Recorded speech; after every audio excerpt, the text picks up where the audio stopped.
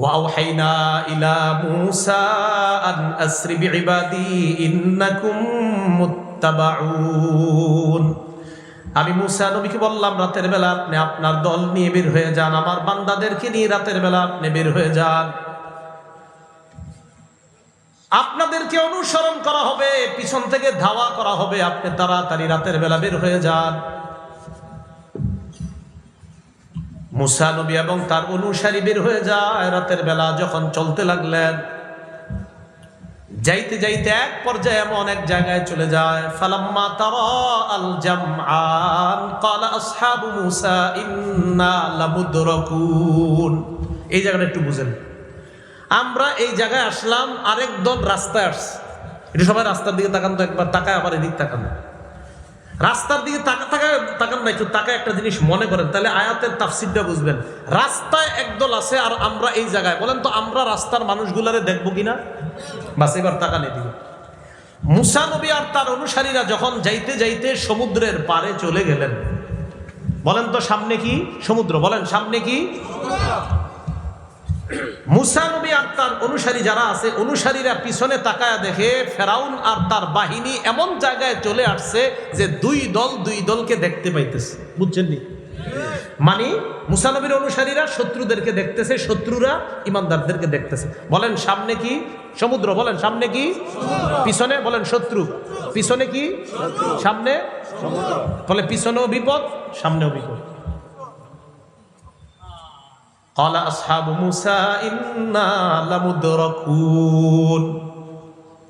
মূসা নবীর অনুসারীরা বললেন, মূসা আমরা ধরা খেয়ে গেলাম, এই তো ফেরাউন আমাদেরকে দেখতেছে, ফেরাউনের বাহিনী দেখতেছে। ইমানটা একটু তাজা করে বলেন সামনে কি? পিছনে শত্রু। কি বিপদ!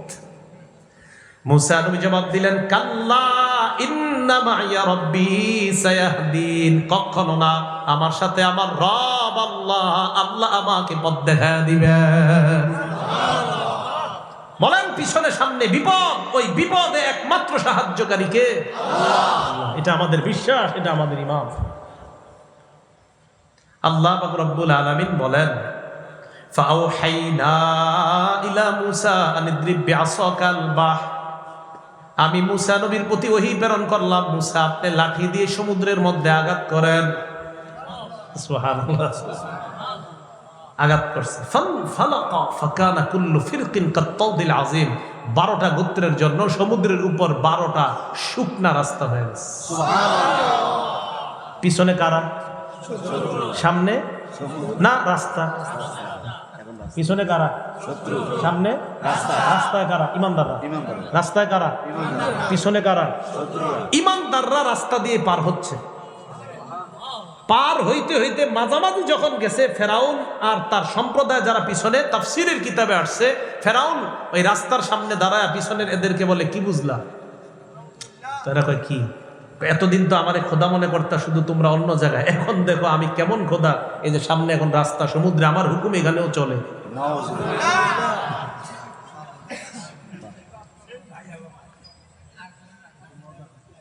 ফেরাউন আর তার বাহিনী, মূসা নবী আর তার অনুসারী রাস্তার মাঝখানে, ফেরাউন আর তার বাহিনীও রাস্তায় উঠছে। তাহলে বলেন সামনে ইমানদার, এবার রাস্তায় পিছন থেকে কারা? বেঈমান। বলেন কারা? ইমানদাররা ও পাশে চলে গেছে একদম। দেখবেন 1 নাম্বার পাড়ায় 7 নাম্বার পৃষ্ঠা খুললে দেখবেন খুব সুন্দরভাবে আছে ওই জায়গায়। আল্লাহ পাক রব্বুল আলামিন বলেন যে ইমানদাররা রাস্তা পার হয়ে যাওয়ার পর আল্লাহ বলেন, ফানজাইনাকুম ওয়া আগরাকনা আলা ফিরআউনা ওয়া আনতুম তানজুরুন। সূরা বাকারার 50 নম্বর আয়াত। কারো ঘরে কোরআনের বাংলা অনুবাদ যদি থাকে একটু পড়তে পারেন। দেখেন আল্লাহ বলেন, ইমানদাররা রাস্তা পার হয়ে ও পাশে চলে গেছে। চলে যাওয়ার পর মূসা নবী ইমানদারদেরকে বললেন, থামো, একটু পিছনে তাকাই, দেখো না কি হয়। পিছনে তাকাই। এখন রাস্তায় কারা? বেঈমানরা। রাস্তার ওপাশে কারা? ইমানদাররা। সব তাকায়। আল্লাহ বলে, আনতুম তানজুরুন। কয় ব্যাপারটা তোমরা দেখতেছিলা। সুবহানাল্লাহ। তো ইমানদাররা তাকায় রয়েছে, দেখি কি হয়। রাস্তায় আর কোন ইমানদার নাই, বেঈমানরা শুধু রাস্তায়। আল্লাহ রাস্তারে বললেন, রাস্তা আগের মতো হয়ে যাও। আল্লাহ এটাই বললেন। ওয়া আগরাকনা আলা ফিরআউন, ফিরআউন সম্প্রদায়কে আমি ধ্বংস করে দিলাম, ডুবিয়ে মারলাম। আসেন সূরা আনকাবুতের ওখানে যাই। সূরা আনকাবুতের 38 থেকে 40 নম্বর আয়াতে আল্লাহ বললেন, ও আদান, আদকে ধ্বংস করলাম, সামুদকে ধ্বংস করলাম, কারুনকে ধ্বংস করলাম, ফিরআউন আর হামান এই দুইটারে ডুবায়া মারলাম। আমি আল্লাহ পাক রব্বুল আলামিন তাদেরকে কেন মারলাম? আমার হুকুম তাদের কাছে গিয়েছে, তারা অমান্য করেছে, শুধু অমান্য না, উদ্ধত আচরণ করেছে, শুধু উদ্ধত আচরণ না, বরং তারা আমার যে গজব তাদের কাছে আসবে, এই গজবকেই তারা চ্যালেঞ্জ জানাইছে। আল্লাহরে বলো গজব দিতে, দেখি কি হয়। এই জন্য সাবধান, সাবধান। সব সময় নত হয়ে থাকা, সব সময় নিজের মনে করা যে আমি মনে হয় পৃথিবীর সবচেয়ে বড় পাপী, আল্লাহ মাফ করে দেন, আল্লাহ মাফ করে দেন, আল্লাহ মাফ করে দেন। আল্লাহ, আমি তো মনে করি এই যুগে অন্য কারো দিকে তাকানোর সুযোগ আপনার নাই, শুধু নিজের চিন্তা করেন, আল্লাহ মাফ করেন, আল্লাহ মাফ করেন, আল্লাহ মাফ করেন, আল্লাহ মাফ করেন, এই চিন্তা করা। তাহলে বলেন তো, আমাদের রব আগেও ছিলেন, এখনো আছে, ভবিষ্যতেও থাকবে, যিনি কোনোদিনও শেষ হবেন না, তিনি কে? আল্লাহ। সে আল্লাহর উপর একই বিশ্বাস, আস্থা আমরা যেন পরিপূর্ণভাবে নিয়ে কবরে যেতে পারি, আল্লাহ তৌফিক দান করেন। এই যুগেও যদি আপনারা তালাশ করেন, কোরআন হাদিসের স্পষ্ট পিওর কথাগুলা অনেক মানুষকে আপনি বলবেন, বলার পরেও বলবে থুর, হুজুর কি বুঝে আন্দাজি, হ্যাঁ নিজের মন মতো কথা বলে। আসলে হুজুর সত্য কথা বলছে, যে কথাটা বুঝে নাই সে হুজুরকে মিথ্যাবাদী বলে, প্রকারান্তরে নিজেই আল্লাহর দরবারে মিথ্যাবাদী সাব্যস্ত হয়। হুদ নবী কি সত্যের দাওয়াত দিছে না মিথ্যা? নেতৃস্থানীয় কাফেররা কি বললো? মিথ্যাবাদী। তো এই চরিত্রগুলা যেন আমাদের মধ্যে না আসে। তো এই কথা বলার পর হুদ আলাইহিস সালাতু ওয়াস সালাম জবাব দিলেন,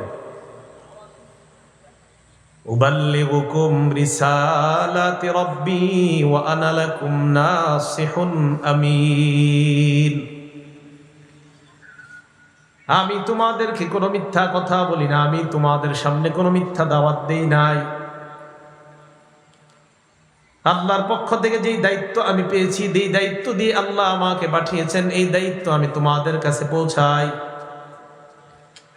ওয়া আনা লাকুম নাসিহুন আমিন, আমি তোমাদের একজন বিশ্বস্ত কল্যাণকামী।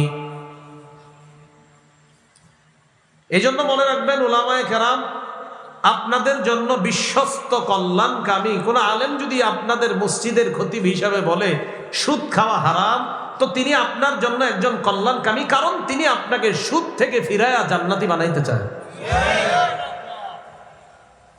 তো হুদ নবী বললেন, আমি তোমাদের একজন বিশ্বস্ত কল্যাণকামী। এরপরে হুদ নবী বলেন, আওয়া আজিবতুম আন জাআকুম যিকরুম মির রাব্বিকুম আলা রাজুলিম মিনকুম লিউনযিরাকুম। তোমরা কি আশ্চর্য হয়েছ, তোমাদের মধ্য থেকে এক ব্যক্তির মাধ্যমে আল্লাহ পাক রব্বুল আলামিন, তোমাদের রবের পক্ষ থেকে জিকির এসেছে, দাওয়াত এসেছে তোমাদের মধ্য থেকে একজন ব্যক্তির মাধ্যমে, এই জন্য কি তোমরা আশ্চর্য হও?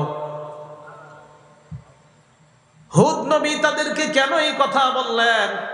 মানুষের মধ্যে এই জাতীয় কথা বলা হয়, হুদ আমাদের মতো একজন মানুষ, আমাদের মতো একজন মানুষের কথা কেন আমরা শুনবো? হুদ নবী তাদেরকে বললেন, আও আজিবতুম, তোমরা কি আশ্চর্য হও, আন জাআকুম যিকরুম মির রাব্বিকুম আলা রাজুলিম মিনকুম, তোমাদের কাছে, তোমাদের মধ্য থেকে এক ব্যক্তির মাধ্যমে তোমাদের রবের পক্ষ থেকে উপদেশ এসেছে, এই কারণে কি তোমরা আশ্চর্য হও? লিউনযিরাকুম, যে উপদেশের মাধ্যমে তিনি তোমাদেরকে ভয় দেখাইতে চায়, জাহান্নাম থেকে বাঁচিয়ে জান্নাতের দিকে নিতে চায়।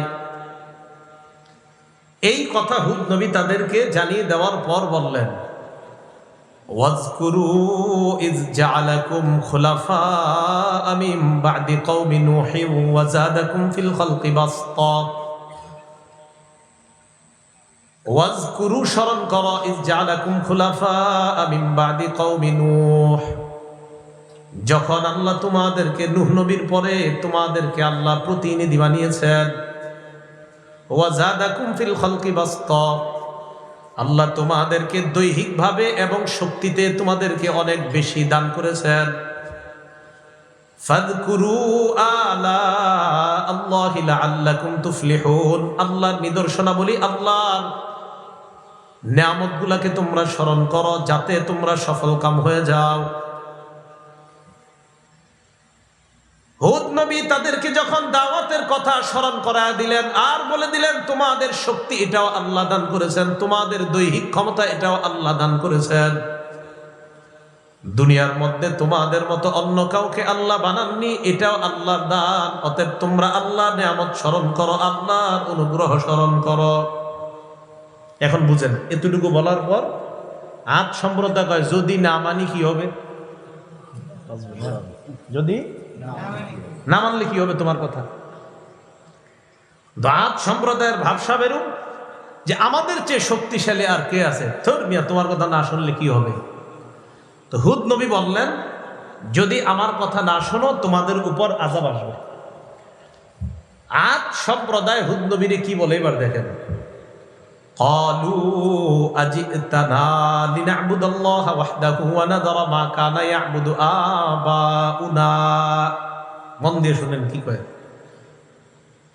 আদ সম্প্রদায় হুদ নবীকে বলল তুমি কি আমাদের কাছে এমন জিনিস নিয়ে এসেছো, এমন বিধান নিয়ে এসেছো যেন আমরা এক আল্লাহর ইবাদত করি আর আমাদের বাপ দাদারা যে বিভিন্ন খোদার পূজা করত এটা যেন আমরা ছেড়ে দেই আর এক আল্লাহর ইবাদত করি। তুমি কি আমাদেরকে এটা বলতে চাও এই জাতীয় কিছু নিয়ে এসেছো? তুমি আমাদেরকে বললে বলতে থাকো, কোনো সমস্যা নাই, এক আল্লাহর ইবাদত আমরা করব না, আমাদের বাপ দাদারা যে বিভিন্ন দেব দেবতার পূজা করত, ইবাদত করত, শিরিক করত, আমরা সেটাই করব। নাউজুবিল্লাহ। তো এবার হুদ নবী তাদেরকে বললেন দেখো এগুলা করলে তোমাদের উপর আযাব আসবে। তো আদ সম্প্রদায় কয় ফাতিনা বিমা তাইদুনা ইন কুনতা মিনাস সাদিকিন। হুদ নবীরে কয় তুমি যদি সত্যবাদী হয়ে থাকো তো যেই আযাবের ভয় আমাদেরকে দেখাইতেছো কও, আল্লাহরে কও ওই আযাব দিতে কও। ফাতিনা নিয়ে আসো বিমা তাইদুনা, যেই আযাবের ওয়াদা করতেছো যে আযাব আসবে, ঠিক আছে ওই আযাব নিয়ে আসো, অপেক্ষা আছে। আমাদের বর্তমান সমাজের কর্মকাণ্ড এমন, ভাবসাব এমন, করোনা নামক গজব দিল আল্লাহ, এই গজব দেওয়ার পরেও আমাদের ভাবসাব আর গুনাহের মিটার আর মাত্রা এমন যে কেমন যেন বলতেছে আল্লাহ আরো বড় কোনো গজব দিলে আপনি দিতে পারেন, সমস্যা নাই, আমরা অপরাধ করতেই থাকবো, এরকম ভাবসাব আমাদের। না হয় করোনা যখন ছিল আমি মনে করছি করোনার পরে মানুষ মনে হয় অন্তত গুনাহ করতে 10 বার ভাববে। কিসের গুনাহ করতে ভাববে, আপনার মিটার বাড়ছে। আদ সম্প্রদায় কয় আল্লাহ যে আযাব দিবে বলো, দিতে বলো, আনতে বলো, অপেক্ষা আছে। হুদ নবী তাদেরকে জবাব দিলেন আহা ক্বালা ক্বাদ ওয়াকা আলাইকুম মির রাব্বিকুম রিজসুন ওয়া গাদাব। তোমাদের উপর তো আযাব অলরেডি ফায়সালা হয়ে গিয়েছে, নাউজুবিল্লাহ। তোমাদের রবের পক্ষ থেকে শাস্তি অলরেডি তোমাদের উপর পতিত হয়ে গিয়েছে, ওয়া গাদাব, এবং আল্লাহর রাগ তোমাদের উপর পতিত হয়ে গিয়েছে। আতুজাদিলুনানি ফি আসমাইন সাম্মাইতুমুহা আনতুম ওয়া আবাউকুম মা নাযালাল্লাহু বিহা মিন সুলতান। আমার সাথে কি তোমরা এমন কিছু নাম নিয়ে ঝগড়া করতে চাও যে নামগুলা তোমরা রাখছো আর তোমাদের বাপ দাদারা রাখছে? বৃষ্টির একটা দেবতা, এটার একটা নাম রাখছো। এরা কি করছে, বিভিন্ন দেবতার নাম রাখছে। ওয়াদ্দুন একটার নাম, একটার নাম সুয়া, একটার নাম ইয়াগুস, আরেকটার নাম ইয়াউক, আরেকটার নাম নাসরুন। আবার তাফসীরের কিতাবে আরো অন্যান্য নামও আসছে। সামুদ সম্প্রদায়, আদ সম্প্রদায়ের পরের সম্প্রদায় সামুদ, এরাও এই 5 খোদার ইবাদত করত। তো বলতেছে তোমরা কি এমন কিছু নাম নিয়ে আমার সাথে ঝগড়া করতে চাও যে নামগুলা তোমরা রাখছো আর তোমাদের বাপ দাদা যারা তারা রাখছে, এমন কিছু নাম নিয়ে আমার সাথে ঝগড়া করতে চাও? ফান্তাজিরু, অপেক্ষা করো আযাবের, ইন্নী মাআকুম মিনাল মুনতাজিরিন, আমিও তোমাদের সাথে অপেক্ষা করতেছি। তো এরা কয় ঠিক আছে, দেখি কি গজব আসে। নাউজুবিল্লাহ।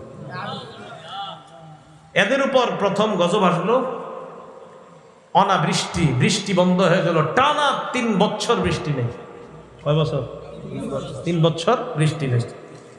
এই যে 3 বছর বৃষ্টি নাই, এরপরেও তাদের মাঝে বুঝ আসতেছে না যে আমাদের সঠিক পথে ফিরে আসা দরকার। কোনো বুঝ নাই। বৃষ্টি বন্ধ।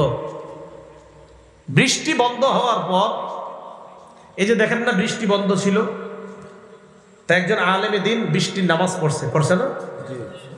শেখ আহমদুল্লাহ সহ আরো বড় বড় আলেমরাও পড়ছে অনেক জায়গায়। বৃষ্টির জন্য দোয়া করলো, এটা নিয়েও একদল হাসাহাসি করলো। মানে ভাবসাব এমন যে বৃষ্টি না আসলে কি হবে, এরকম একটা ভাবসাব। তো মনে রাখতে হবে বৃষ্টি আল্লাহর গজব। আল্লাহ যখন গজব হিসাবে বৃষ্টি না দেয়, আর কিছু মানুষ ভাবসাব ধরে আর বুঝায়, আরে থুর এগুলা কি আন্দাজি, হুজুররা বৃষ্টির জন্য দোয়া করে আর এটার জন্য হাসাহাসি করে, তো বুঝতে হবে যারা হাসাহাসি করে তারা ওই জাতীয় মানুষদের মতো যারা 3 বছর বৃষ্টি না পেয়েও গজবের অপেক্ষা করছিল, এরাও গজবের অপেক্ষা করে। এজন্য যারা গজবের অপেক্ষায় আছে এদের থেকে আমাদের দূরত্ব বজায় রাখা দরকার। তো বৃষ্টির নামাজ পড়ে হাসে। আল্লাহ আমাদেরকে হেফাজত করে। তো বলছিলাম আদ সম্প্রদায় এরা কয় আল্লাহ কি গজব দিব, দিতে কয় বছর বৃষ্টি হয় না? এই 3 বছর বৃষ্টি না হওয়ার কারণে ফসলাদির এমন অবস্থা হয়েছে, মাটিগুলা এত শক্ত হয়ে গিয়েছে, এরপরেও তারা হুদ নবীর কথা শোনে না। আল্লাহ পাক রব্বুল আলামিন এক পর্যায়ে তাদের উপর 7 রাত এবং 8 দিনের একটা গজব দিলেন। কয়দিন? 7 রাত 8 দিন। সূরাতুল হাক্কার মধ্যে 6 নম্বর আয়াত থেকে আল্লাহ আলোচনা করেন, সাখখারাহা আলাইহিম 7 লায়ালি ওয়া 8 আইয়াম হুসুমান ফাতারাল কওমা ফিহা সরআ। আল্লাহ তাদের উপর প্রচন্ড মেঘে ঝঞ্ঝা বায়ু বাতাস আল্লাহ তাদেরকে 7 রাত 8 দিন পর্যন্ত দিলেন। এই গজবে তাদেরকে আল্লাহ পাক রব্বুল আলামিন ধ্বংস করে দিলেন। মানুষগুলা ধ্বংস হয়ে এত বড় বড়, দেখতে শক্তিতেও ছিল বড়, দৈহিকভাবেও বড় ছিল, সবগুলা বিভিন্ন জায়গায় পড়ে রয়েছে। তাহলে বলেন তো, এত বড় বড় জাতি যাদের অনেক শক্তি ছিল তাদেরকে ধ্বংস করে দিয়েছেন কে? আল্লাহ। এখন আল্লাহ গজব দিতে পারেন? অতএব সমস্ত বিষয়ে একমাত্র ক্ষমতার মালিক কাকে মানা? এরা কয় না আমগো বেশি শক্তি। তা আসেন আবার ফিরে যাই সূরা আনকাবুতের 38 নং আয়াত থেকে বলছিলাম, আদ জাতিকে আমি ধ্বংস করেছি। এরপর আল্লাহ বলেন, ওয়াসামুদা ওয়াকাদ তাবায়্যানা লাকুম মিন মাসাকিনিহিম। সামুদ জাতিকে আমি আল্লাহ ধ্বংস করেছি। আদ জাতি ধ্বংস হওয়ার অনেক বছর পর সামুদ জাতি দুনিয়াতে আসছে। আদ জাতি আর সামুদ জাতি তাদের গোড়া একই দাদা, একই দাদার 2টি বংশধর, আদ জাতি সামুদ জাতি। এই সামুদ জাতি দুনিয়াতে আসলো তাবুক, রাসূল সাল্লাল্লাহু আলাইহি ওয়াসাল্লাম যে তাবুক যুদ্ধ করেছেন, এই তাবুকের আগে সামুদ জাতি বসবাস করত। সামুদ জাতিকে কোরআনের মধ্যে বলা হয়েছে আসহাবুল হিজির। সুতরাং সামুদ জাতি যেখানে বসবাস করত এই এলাকাটার নাম হিজির। কি নাম? হিজির। আল্লাহ পাক রব্বুল আলামিন বলেন, ওয়ালাকাদ কাযযাবা আসহাবুল হিজরিল মুরসালিন। হিজিরের অধিবাসীরা রাসূলদেরকে অস্বীকার করেছে, অবিশ্বাস করেছে। নাউযুবিল্লাহ। সামুদ জাতির নিকট আল্লাহ নবী পাঠাইলেন সালেহ আলাইহিস সালাতু ওয়াস সালামকে। বলেন কোন নবী? সালেহ আলাইহিস সালাতু ওয়াস সালাম। এই সালেহ নবীকে আল্লাহ পাঠানোর পর তাদের কাছে আসলেন, দাওয়াত দিলেন। তাদেরকে আল্লাহ আজীব শক্তি দিয়েছে, কি পাহাড় কাইটা ঘর বানাইতে পারতো, বাড়িঘর বানাইতে পারতো। স্থাপত্য শিল্পে তারা এতটা উন্নতি সাধন করেছে যে পাহাড় কাইটা কাইটা বড় বড় বাড়ি, ইমারত, অট্টালিকা তারা বানাইতে পারত। এই সামুদ জাতির নিকট যে নবীকে পাঠাইছে সালেহ। বলেন কোন নবী? ওলামা ছাড়া অন্যরা বলেন তো আদ জাতির নিকট যে নবীকে পাঠাইছে কি নাম ছিল? না, হুদ। এই মাত্রই না বললাম, ভুলা যায় মানুষ। মাহফিলে একটু মাথাটা ঠান্ডা করে বসেন। বলেন আদ জাতি যাদের ধ্বংসের আলোচনা করলাম তাদের কাছে যেই নবী এসেছিলেন নাম কি? হুদ। সামুদ জাতির কাছে যেই নবী এসেছেন তার নাম কি? সালেহ। বলেন কি নাম? সালেহ আলাইহিস সালাতু ওয়াস সালাম আসছে। সালেহ নবী তাদের কাছে আসার পর তাদেরকে দাওয়াত দিলেন। ওয়া ইলা সামুদ আখাহুম সালিহা ফাকালা ইয়া কওমি ইবুদুল্লাহা মা লাকুম মিন ইলাহিন গায়রু। সামুদ জাতির নিকট সালেহ আলাইহিস সালাতু ওয়াস সালামকে পাঠাইলাম। তিনি দাওয়াত দিলেন, হে আমার সম্প্রদায়, তোমরা আল্লাহর ইবাদত করো, তিনি ছাড়া কোনো ইলাহ নাই। সালেহ নবীর জাতি তাকে বলে, সালেহ, আমরা তোমাকে অনেক বুদ্ধিমান মনে করতাম, তোমাকে নিয়ে কত স্বপ্ন দেখতাম, তোমাকে এই বানাবো সেই বানাবো, তুমিও শেষমেশ আমগো বাপ দাদার ধর্মের বিরুদ্ধে কথা বলা শুরু করলা। স্বপ্ন দেখছ, আপনাদের এই এলাকার এক ছেলের নিয়ে আপনারা অনেক স্বপ্ন দেখছেন। এই বেচারা উজানি মাদ্রাসায় পড়াশোনা কইরা দাওরা হাদিস পাশ করে আইসা বলতেছে, আব্বা এতদিন যে সুদ খাইতেন এটা ঠিক না, এটা হারাম, তোর এই জন্যই পড়ালেখা করাইছে। তাহলে কি স্বপ্ন দেখছে আল্লাহ জানে। সামুদ জাতি কয়, তোমারে নিয়ে কত স্বপ্ন দেখছি আমরা, তুমিও আমগো বাপদাদার বিরুদ্ধে ধর্মের বিরুদ্ধে দাওয়াত দিতেছ। এই সামুদ সম্প্রদায় 5 খোদার ইবাদত করত, ওয়াদ্দুন, সুয়া, ইয়াগুস, ইয়াউক, নাসরুন। মনে রাখবেন যে 5টি মূর্তির নাম বললাম দেবতা, এই 5টি মূলত দেবতা ছিল না, এই 5 জন মূলত আল্লাহর ওলির নাম ছিল। কার নাম? আজীব কথা, ঠিক না? সহিহ বুখারীর বর্ণনা। এই 5 জন ছিল আল্লাহর ওলি। তখন দুনিয়াতে নবী ছিল না, এই 5 আল্লাহর ওলিকে দেখে অন্যান্যরাও ইবাদত করত। কারি ইব্রাহিম সাহেব রহমতুল্লাহি আলাইহিকে দেখে দেখে এই এলাকার মুরব্বীরা ইবাদত বন্দিগি করত কিনা? 5 আল্লাহর ওলি যখন দুনিয়া থেকে বিদায় নিল, বিদায় নেওয়ার পর তারা অনেক কান্নাকাটি করে, হারাই কত বড় ওলিদেরকে হারাইলাম। ইবলিস তাদের কাছে আসলো, আসার পর কয়, তোমরা যাদেরকে হারিয়েছ তাদেরকে খুব মনে পড়ে? কয়, হ্যাঁ। মানুষের রূপ ধারণ করতে পারতো তখন ইবলিস মানুষের রূপ ধারণ করে ওই 5 আল্লাহর ওলির ছবি তাদের সামনে দেখাইলো যে এই 5 আল্লাহর ওলি তো। কয়, হ্যাঁ।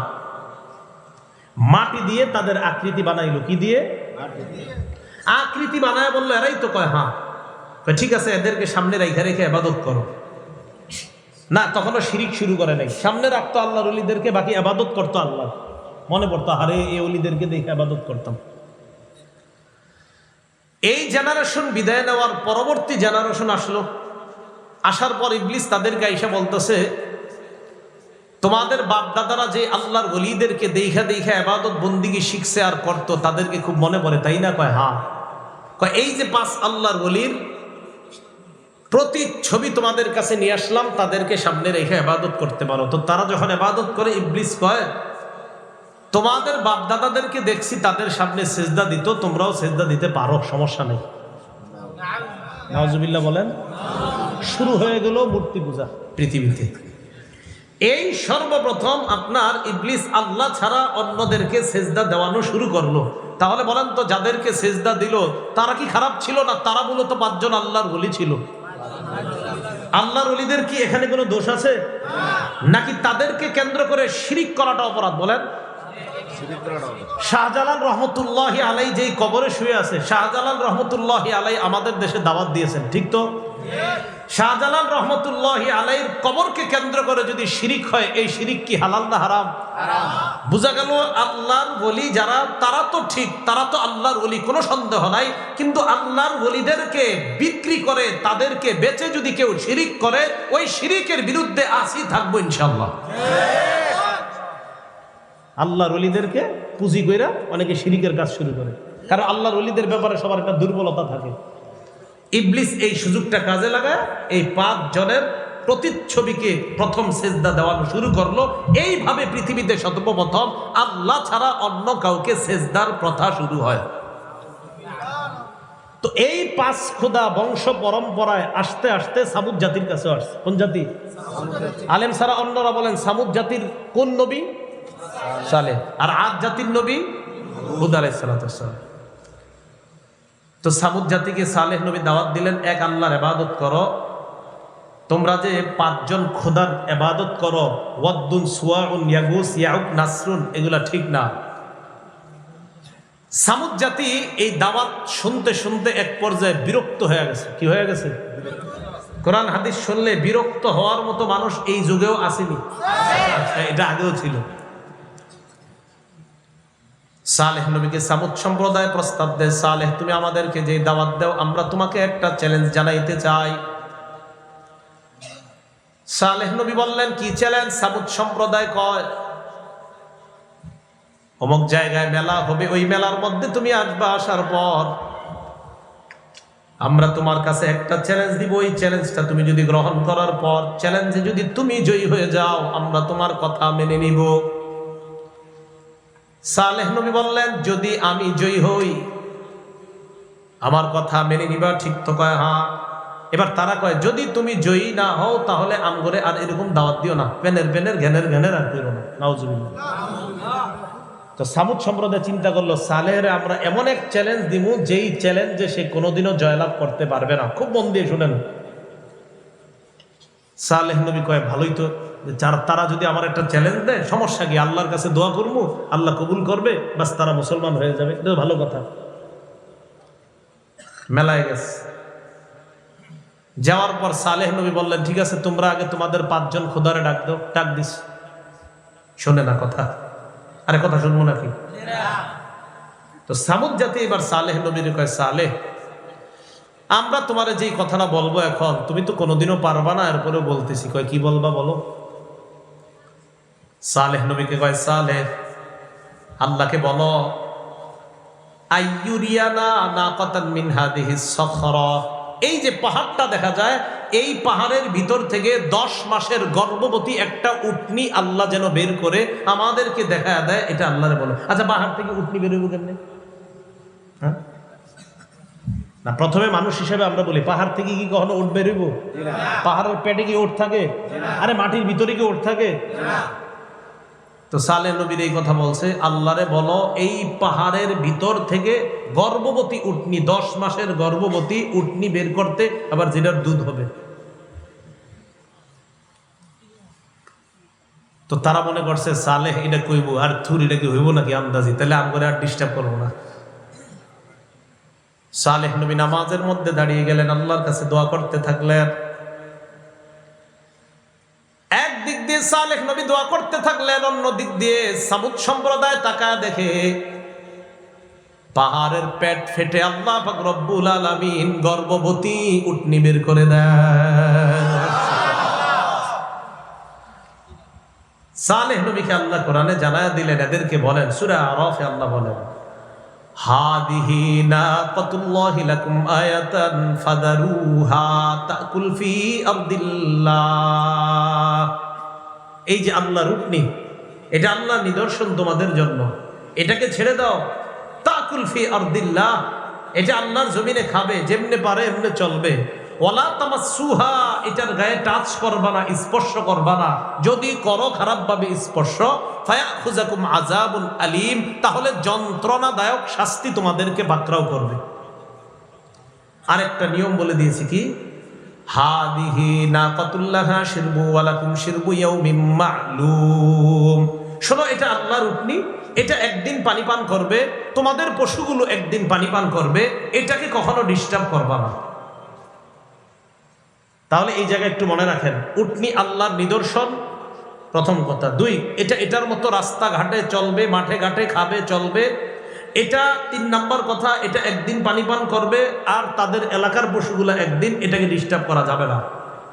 4 নাম্বার, এটার গায়ে খারাপ নিয়তে টাচ করা যাবে না, এটা আল্লাহর নিদর্শন, এটা আল্লাহ দুনিয়াতে পাঠিয়েছে।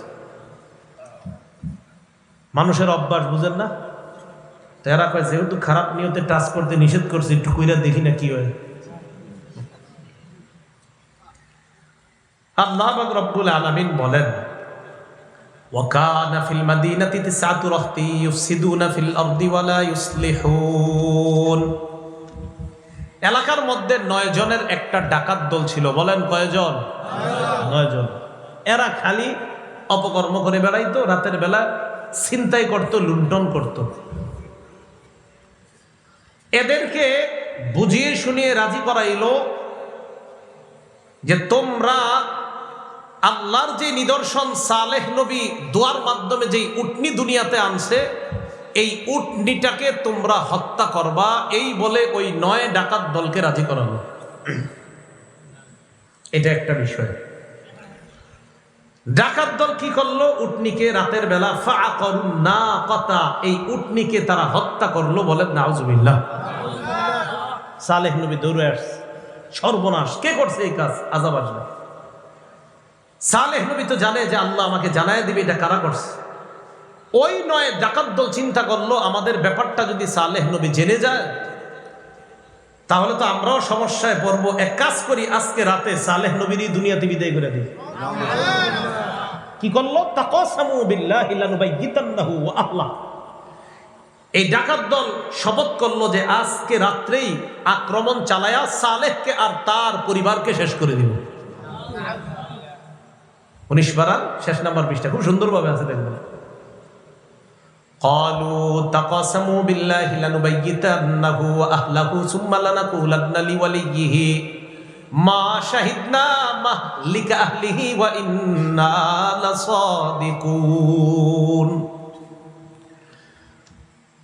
9 জন শপথ করলো আজ রাতে সালেহ নবীকে হত্যা করব, রাতের বেলা অতর্কিত হামলা চালাবো। সালেহের পরিবারকে হত্যা করার পর তার অভিভাবকরা যদি কেউ জিজ্ঞাসা করে, আমরা শপথ খেয়ে বলবো। আচ্ছা, এরা শপথ খাওয়ার কি দরকার আছে? আমগরে জিগাইব? মানে ডাকাতরা তো জানে যে এই জাতীয় অপকর্ম ঘটলে আমগো উপরে সন্দেহের তীর আসবে, আর যদি আসে আমরা বলবো না না না আমরা ছিলাম না, ওই যে চোরে কলা কে চুরি করতে পারে, আর আমরা না আপনি জিজ্ঞাসা করছে আপনি না। তো এরা আগে থেকেই বলতেছে আমরা বলবো মা শাহিদনা মাহলিক আহলি ওয়া ইন্না লাসাদিকুন, যে এই হত্যাকাণ্ডের সাথে আমরা জড়িত না। মানে আগে থেকে পুরো নিয়ত কি বলবে। এবার তারা চক্রান্ত করলো, ওয়া মাকারু মাকরা, তারা চক্রান্ত করলো, ওয়া মাকারনা মাকরা, আমি আল্লাহ চক্রান্তের সমুচিত জবাব দিয়ে দিলাম। তারা কি করলো? চক্রান্ত। তারা কি করলো? আল্লাহ কয় অমাকারনা মাকর, আমি তাদের চক্রান্তের সমুচিত জবাব দিয়ে দিলাম। এজন্য ইসলাম মুসলমানকে ধ্বংস করার চক্রান্ত যদি কেউ করে তাদেরকে আল্লাহ সমুচিত জবাব, আজ হোক কাল হোক, ঢিল দিতেছে এমন ধরা ধরবে তো সমুচিত জবাব দিয়ে দিবে। সঠিক বিষয়কে কখনো শেষ করার ষড়যন্ত্র করা যাবে না, যদি করেন তা আপনি শেষ হয়ে যাবেন। আল্লাহ বুঝার তৌফিক দান করুন। রাতের বেলা সত্যি গেছে সালেহ নবীরে মারতে, পাহাড়ের পিছনে গিয়ে লুকিয়ে আছে।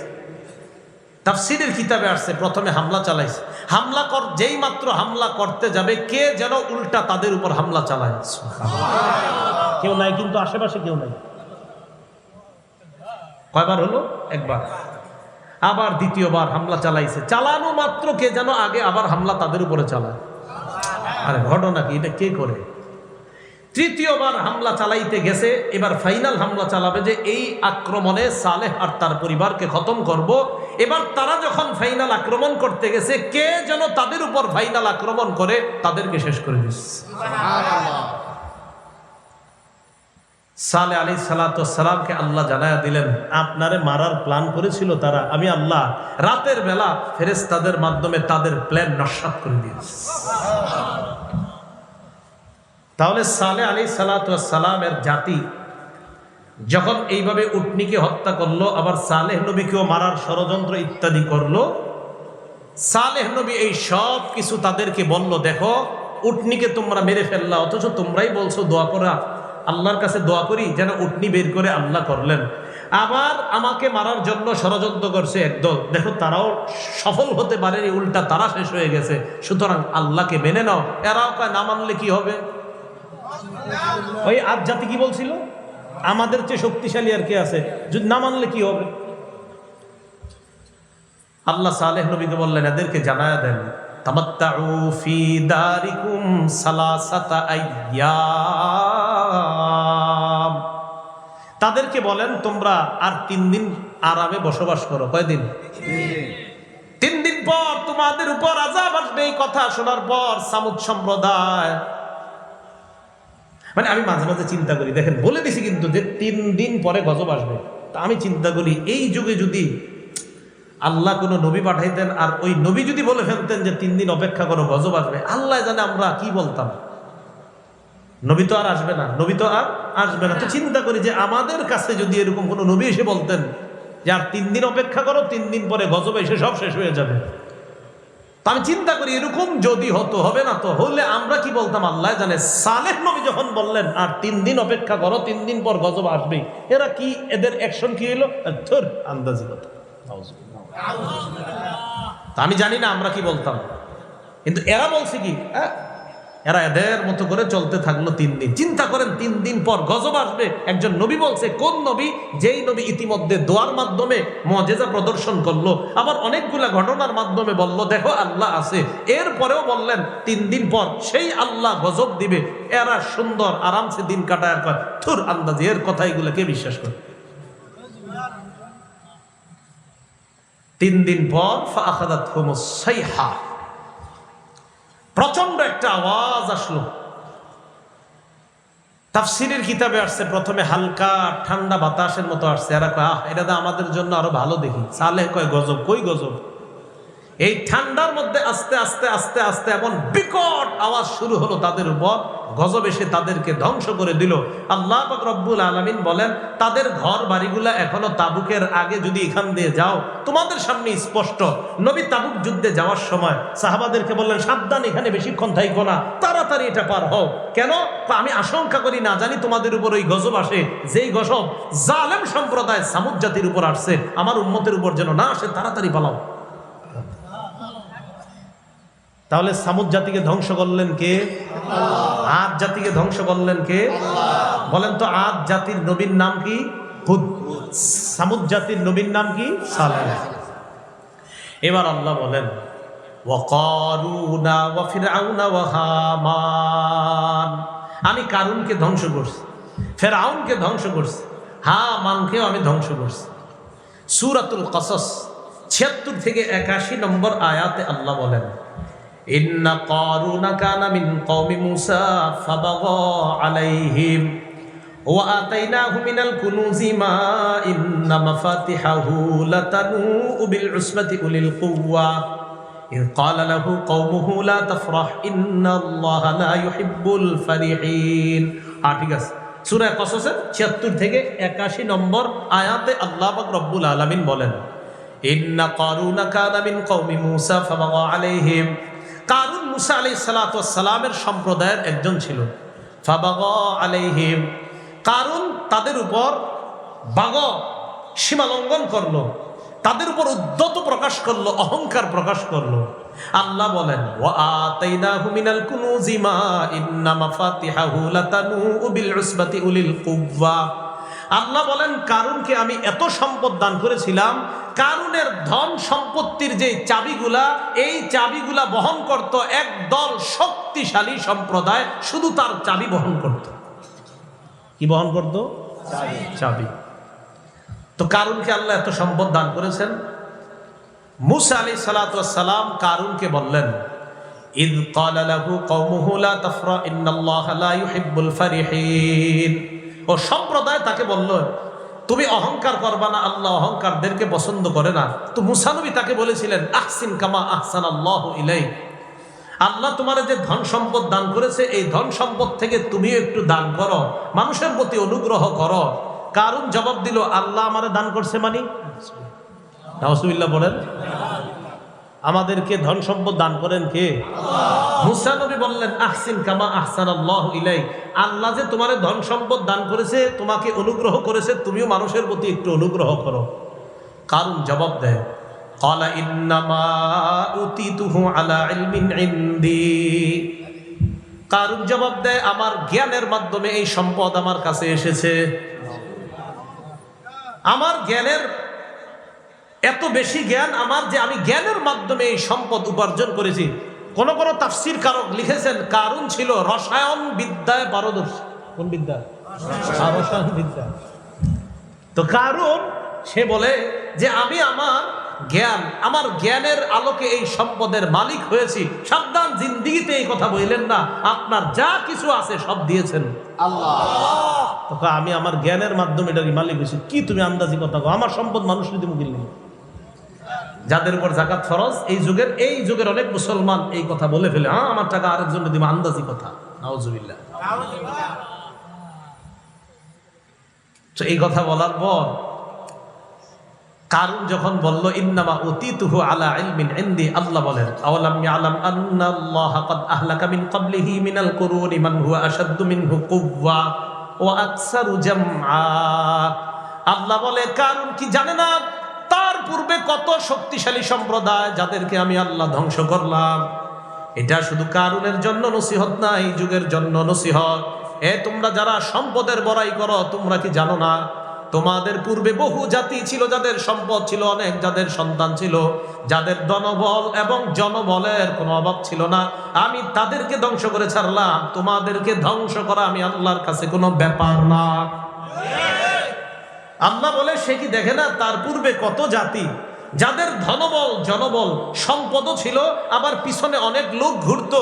বর্তমান যুগেও দেখবেন কিছু সম্পদ আর পিছনে অনেকে ঘুরে, সে অনেক নিজেকে কিছু মনে করে। আরে আমরা আমাদেরকে মনে করেন, রাস্তা দিয়ে হাঁটলে পিছনে অনেকে হাঁটে, মাঝে মাঝে চিন্তা করি আল্লাহ জানে এত মানুষ পিছিয়ে হাঁটে, কখন জানি ধরে ফেলে এই বেটা এমনি হাঁটো, আর মনে করো নিজের কিছু হয়ে গেছে। এই জন্য বেশি হাইটেন না পিছনে। আসলে সত্যি সত্যি আপনারা হাঁটলে আল্লাহ জানে কখনো যদি এরকম আসে যে পিছিয়ে হাঁটতেছে এতজন, ধরে ফেলবে আল্লাহ তাআলা, আমারে ধরবে। পিছনে এত মানুষ হাঁটে দেখে বড়াই করো না। তোমার পূর্বে কত মানুষ ছিল পিছনে, ধনবল জনবলের অভাব ছিল না, এদেরকে আমি আল্লাহ শেষ করে দিছি। তোমরা কি শেষ করতে কোনো ব্যাপার না। কারণ কয় আমার জ্ঞানের মাধ্যমে এই সম্পত্তি আমি অর্জন করেছি। আল্লাহ কয় কারণ কি জানে না তার পূর্বে কত শক্তিশালী সম্প্রদায় ছিল, ধনবল জনবলের অভাব ছিল না, এদেরকে আমি আল্লাহ ধূলিসাৎ করে দিয়েছি। কারণ তো কোনো ব্যাপার না। এই কথা বলার পর কারণ একদিন কি করলো, আপনার দল বল নিয়ে ফাখরাজা আলা কওমিহি ফি জিনাতি, সাজসজ্জা করে বের হয়েছে। এখন একটু দেখেন তো, সত্যি করে বলবেন, অনেকের ধন সম্পদ দেখলে আমাদের এরকম মনে হয় না আরে এর এত কিছু আঙ্গ নাই, আছে না? হইতে পারে না? আরে হইতে পারে কিনা? এই জন্য আপনি উপরের দিকে না তাকিয়ে আপনার চেয়ে নিম্ন শ্রেণীর যারা তাদের দিকে তাকানো। قال الذين يريدون الحياة الدنيا يا ليت لنا مثل ما أوتي قارون إنه لذو حظ عظيم। যারা দুনিয়া চায়, যারা দুনিয়াত কামনা করে, তারা কারুনকে দেখা কয় হায় আমাদেরকেও যদি কারুনের মতো ধন সম্পদ দেওয়া হতো। তারা বলতেছে তো এই কথা, তারা আফসোস করে বলে আমাদেরকেও যদি দেওয়া হতো। ইন্নাহু লাযু হাজ্জিন আযীম, তার কত সম্পদ আল্লাহ দিয়েছে। আল্লাহ বলেন قال الذين اوتوا العلم ويلكم ثواب الله خير لمن آمن وعمل صالحا। যাদেরকে জ্ঞান দেওয়া হয়েছে, বলেন কি দেওয়া হয়েছে? জ্ঞান দেওয়া হয়েছে, বলেন সঠিক জ্ঞান, বলেন কি জ্ঞান? যাদেরকে সঠিক জ্ঞান দেওয়া হয়েছে তারা বলল ওয়াইলাকুম, তোমাদের জন্য ধ্বংস, সাওয়াবুল্লাহি খাইর, আল্লাহর যে পুণ্য আর প্রতিদান এটাই উত্তম। লিমান আমানা, যে ঈমানদার তার জন্য আল্লাহর পক্ষ থেকে প্রাপ্ত প্রতিদানটাই উত্তম। তাহলে দুনিয়াদাররা কয় আমাদেরকে যদি কারুনের মতো দেওয়া হতো, আলেমরা কয় না না, আল্লাহ যা দেয়, আল্লাহ যেটা দেন এটাই তোমাদের জন্য উত্তম। সুবহানাল্লাহ।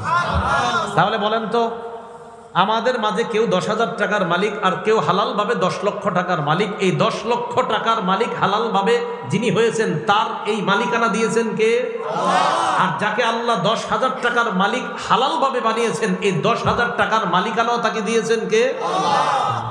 তাহলে দুনিয়াদাররা কয় আমারে যদি ওরকম দেওয়া হতো, আর আলেমরা কয় না না, আল্লাহ যা দিয়েছেন এটাই ঠিক। সুবহানাল্লাহ। এদুরুগি বুঝে আসছে? আচ্ছা, তো কারুনের অনেক ধন সম্পদ। মুসা নবীর কথা কারুনের আর বেশি ভাল লাগে না, নাউজুবিল্লাহ। এবার কারুন চাইলো মুসা নবীর জনগণের সামনে অপমান করবে। কার সামনে? নাউজুবিল্লাহ। মুসা নবীর উপর ভয়ঙ্কর মিথ্যা অপবাদ দিয়ে মুসা নবীকে জনগণের সামনে অপমান অপদস্থ করতে চেয়েছে। মুসা নবী এত কষ্ট পেয়েছে। আল্লাহ পাক রব্বুল আলামিন কারুনের ধন সম্পদ এই উভয়টাকে মানুষের চোখের সামনে আল্লাহ বলেন ফাখাসাফনা বিহি ওয়া বিদারিহিল আর, কারুন আর তার ধন সম্পদ সব আমি মাটির নিচে দাফন করে দিলাম। কিসের নিচে? কারুনের ধন সম্পদের চাবি একজন বহন করতো না, একদল শক্তিশালী আছে না মাটির নিচে? আল্লাহ ধূলিসাৎ করে দিয়েছেন, মাটির সাথে মিশিয়ে দিয়েছেন, শুধু মানুষটাকে না ধন সম্পদকেও। আল্লাহ আমাদেরকে কথাগুলো বোঝার তৌফিক দান করেন। তাহলে কারুনকে আল্লাহ ধ্বংস করে দিলেন। এরপরে আল্লাহ বলেন ফিরআউন ওয়া হামান, ফেরাউন আর হামান এরেও ধ্বংস করলাম। খুব মন দিয়ে শুনেন। মুসা আলাইহিস সালাতু ওয়াস সালামের কথায় যখন মানুষ দলে দলে মুসলমান হইতেছে, সত্যের পতাকার নিচে যখন আসতেছে, ফেরাউন একদিন প্ল্যান করলো তার দলবল নিয়ে যে আজ রাতেই মুসা নবীর অনুসারী যারা তাদেরকে হামলা করব, তাদেরকে ধ্বংস করে দিব। নাউজুবিল্লাহ। সূরাতুশ শুআরা আয়াত নাম্বার 53 থেকে 64 নম্বর আয়াত পর্যন্ত আল্লাহ পাক রব্বুল আলামিন বলেন, ওয়াওহাইনা ইলা মূসা আন আসরি বিইবাদি ইন্নাকুম মুত্তাবাউন। আমি মূসা নবীকে বললাম রাতের বেলা আপনি আপনার দল নিয়ে বের হয়ে যান, আমার বান্দাদেরকে নিয়ে রাতের বেলা আপনি বের হয়ে যান, আপনাদেরকে অনুসরণ করা হবে, পিছন থেকে ধাওয়া করা হবে, আপনি তাড়াতাড়ি রাতের বেলা বের হয়ে যান। মূসা নবী এবং তার অনুসারী বের হয়ে যায় রাতের বেলা। যখন চলতে লাগলেন, যাইতে যাইতে এক পর্যায়ে এমন এক জায়গায় চলে যায়, ফালাম্মা তারা আল জামআন ক্বালা আসহাবু মূসা ইন্না লামুদরাকুন। এই জায়গাটা একটু বুঝেন। আমরা এই জায়গায় আসলাম, আরেক দল রাস্তায় আসছে। এটা সবাই রাস্তার দিকে তাকান তো, একবার তাকায় আবার এদিক তাকান। রাস্তার দিকে তাকান না, একটু তাকায় একটা জিনিস মনে করেন, তাহলে আয়াতের তাফসীরটা বুঝবেন। রাস্তায় একদল আছে আর আমরা এই জায়গায়, বলেন তো আমরা রাস্তার মানুষগুলারে দেখবো কিনা? বাস এবার তাকান এদিকে। মূসা নবী আর তার অনুসারীরা যখন যাইতে যাইতে সমুদ্রের পাড়ে চলে গেলেন, বলেন তো সামনে কি? সমুদ্র। বলেন সামনে কি? মূসা নবী আর তার অনুসারী যারা আছে, অনুসারীরা পিছনে তাকায় দেখে ফেরাউন আর তার বাহিনী এমন জায়গায় চলে আসছে যে দুই দল দুই দলকে দেখতে পাইতেছে। বুঝছেন নি? মানে মূসা নবীর অনুসারীরা শত্রুদেরকে দেখতেছে, শত্রুরা ইমানদারদেরকে দেখতেছে। বলেন সামনে কি? সমুদ্র। বলেন সামনে কি? পিছনে। বলেন শত্রু। পিছনে কি? সামনে সমুদ্র। বলে পিছনেও বিপদ, সামনেও বিপদ। ক্বালা আসহাবু মূসা ইন্না লামুদরাকুন। মূসা নবীর অনুসারীরা বললেন, মূসা আমরা ধরা খেয়ে গেলাম, এই তো ফেরাউন আমাদেরকে দেখতেছে, ফেরাউনের বাহিনী দেখতেছে। ইমানটা একটু তাজা করে বলেন সামনে কি? পিছনে শত্রু। শত্রু। কি বিপদ! মূসা নবী জবাব দিলেন, কাল্লা ইন্না মাইয়া রাব্বি সায়াহদিন। কখনো না, আমার সাথে আমার রব আল্লাহ, আল্লাহ আমাকে পথ দেখায় দিবেন। বলেন পিছনে সামনে বিপদ, ওই বিপদে একমাত্র সাহায্যকারী কে? আল্লাহ। এটা আমাদের বিশ্বাস, এটা আমাদের ঈমান। আল্লাহ পাক রব্বুল আলামিন বলেন, ফাআওহাইনা ইলা মূসা আন ইদরিব বিআসাকাল বাহ। আমি মূসা নবীর প্রতি ওহী প্রেরণ করলাম, মূসা আপনি লাঠি দিয়ে সমুদ্রের মধ্যে আঘাত করেন। সুবহানাল্লাহ। আঘাত করছে, ফালাকা ফাকানা কুল্লু ফিরকিন কাত্তাউদিল আযীম।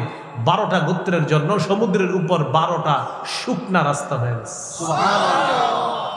পিছনে কারা? সামনে না রাস্তা? পিছনে কারা? শত্রু। সামনে রাস্তা। রাস্তায় কারা? ইমানদাররা। রাস্তায় কারা? পিছনে কারা? ইমানদাররা রাস্তা দিয়ে পার হচ্ছে।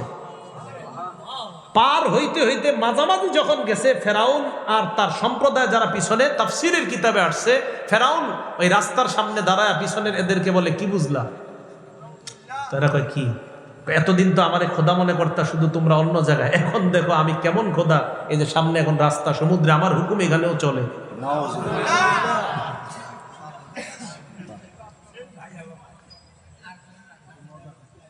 ফেরাউন আর তার বাহিনী, মূসা নবী আর তার অনুসারী রাস্তার মাঝখানে, ফেরাউন আর তার বাহিনীও রাস্তায় উঠছে।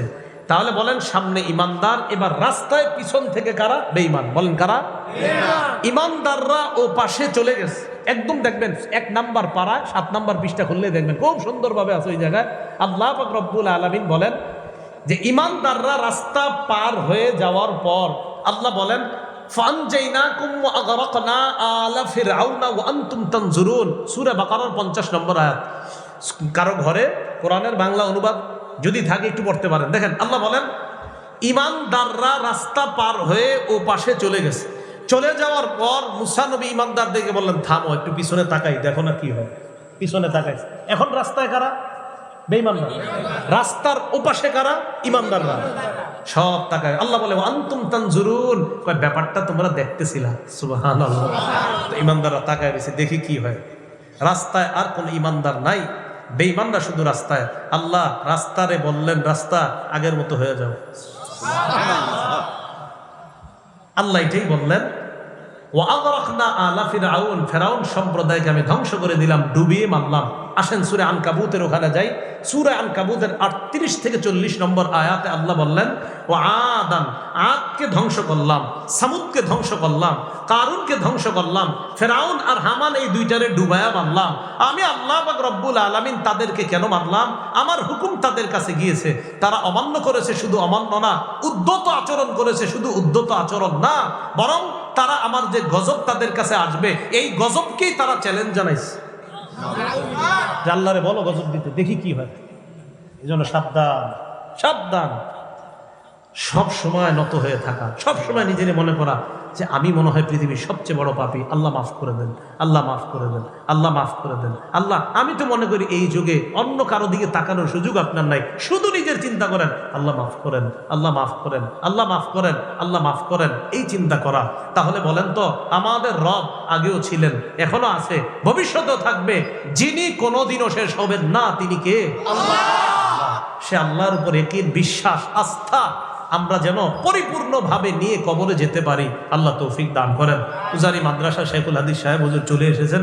হুজুরে বসিয়ে রেখে 2-3 মিনিট কথা বলে ফেললাম, হুজুরের কাছে ক্ষমা চাই। আল্লাহ পাক রব্বুল আলামিন আমাদের সকলকে যে কথাগুলো বললাম, শুনলাম, কথার উপর যেন আমরা সকলে আমল করতে পারি, আল্লাহ তৌফিক দান করেন বলে আমিন। ওয়া আখিরু দাওয়ানা আনিল হামদুলিল্লাহি রাব্বিল আলামিন।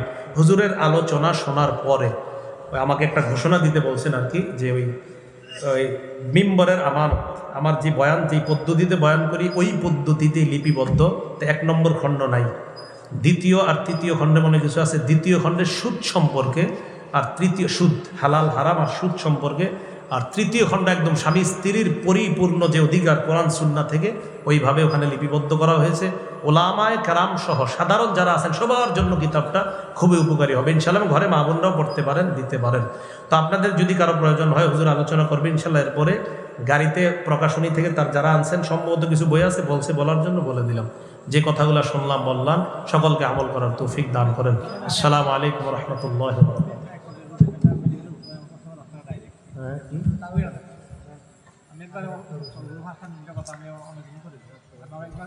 আচ্ছা, এক ভাই উনি যা বলেছেন এখানে আমি একটু আপনাদেরকে পড়ে শোনাই। আমি চাঁদপুর জেলার কচুয়া উপজেলার 4 নং পূর্ণ সহদেবপুর ইউনিয়নের সফিবাদ গ্রামের স্থায়ী বাসিন্দা। আমি হঠাৎ একটি দুর্ঘটনায় অনেকদিন যাবৎ কঠিন রোগে অসুস্থতা ভোগ করিতেছি। আমি এই সমস্যার কারণে 3 বার মেরুদণ্ড অপারেশন করেও সুস্থ সবলভাবে জীবনযাপন করিতে পারিতেছি না। অতীতে অপারেশনের জন্য 4 লক্ষ টাকা ব্যয় করি। বর্তমানে প্রস্রাবের জ্বালা পোড়া, প্রস্রাব জ্বরে, তাই আবারও জরুরি অপারেশন প্রয়োজন। আমার পক্ষে আর্থিক খরচ চালানো কোনোভাবেই আর সম্ভব হচ্ছে না। অপারেশন ব্যয় প্রায় 2 লক্ষ টাকা আরও প্রয়োজন। তাই দয়া করে সকলের কাছে আমি আর্থিক সহযোগিতা কামনা করছি। মোহাম্মদ মুজিবুর রহমান, পিতা মৃত মৌলভী হাফিজউদ্দিন, গ্রাম সফিবাদ, মধ্যপাড়া, মোল্লাবাড়ি। আপনারা যে যা পারেন ভাইকে সহযোগিতা করার চেষ্টা করবেন। হুজুর আলোচনা করবেন ইনশাআল্লাহ। আসসালামু আলাইকুম।